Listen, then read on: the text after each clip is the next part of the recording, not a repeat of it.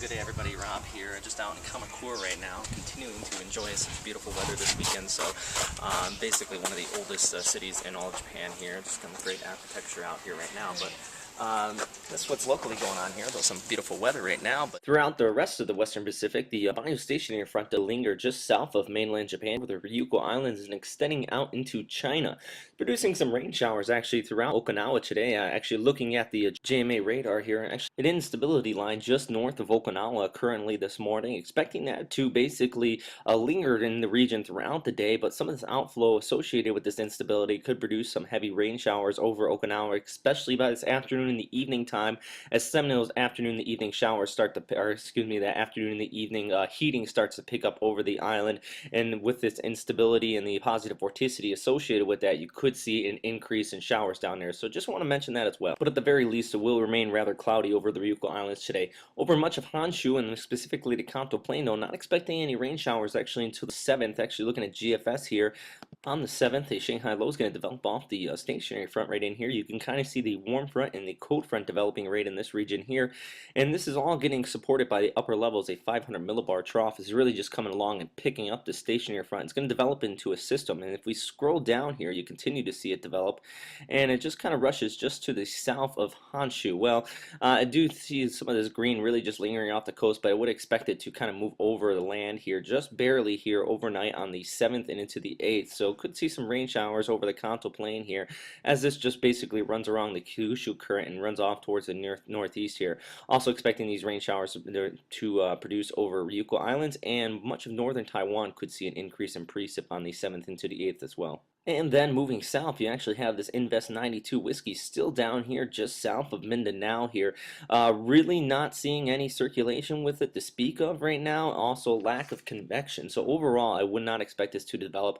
Actually, looking at one of the models here from GFS, and really no installation on this. They do have it being an asymmetric warm core low here, but if you look up here in the top right, that's what they have for the track. Yeah, just have it lingering over Visayas. So really no development on this system to speak of for any of them. And I couldn't agree more, just due to the lack of development that we have seen with this all week and into last week, and also just a lack of overall organization with it. So it is going to increase some precipitation and thunderstorms over much of the southern Philippines though, so I do want to take that out of the factor rate in here, because this is continuing to drift off towards the west. Lots of convection associated with it, but not any organization. So really not going to see a lot of high winds, but we'll see an abundance of precipitation over Visayas and Mindanao here in the coming days. And now looking a little bit farther towards the west from where I usually forecast for here, just along the west coast of India, actually seeing a medium here from JTWC, or an Invest 98 here. Really not expecting any further development out of this. It really did start to see some circulation in the core of it, and overall organization really improved on the last 24 hours.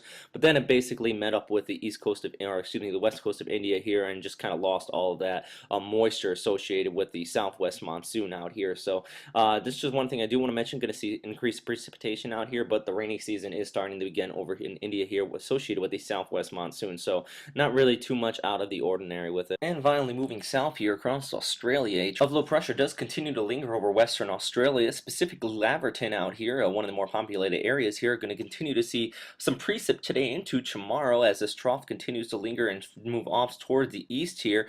Also, just to the south here, just off screen, there is a cold front that's continuing to develop here. This in the next coming days, this is going to continue to track off towards the east. Could produce some precipitation for Tasmania, but really not uncommon, as another cold front just moved through the region here, actually just off the southeast of Wales here. That front continues to produce some rain showers as shown on Bureau of Meteorology's analysis here. Also expecting that front into and the overall low associated with to kind of get cut off here, southeast New South Wales and northwest of New Zealand. This could produce some increase in precipitation in the coming days for New Zealand as that continues to linger out in the region there.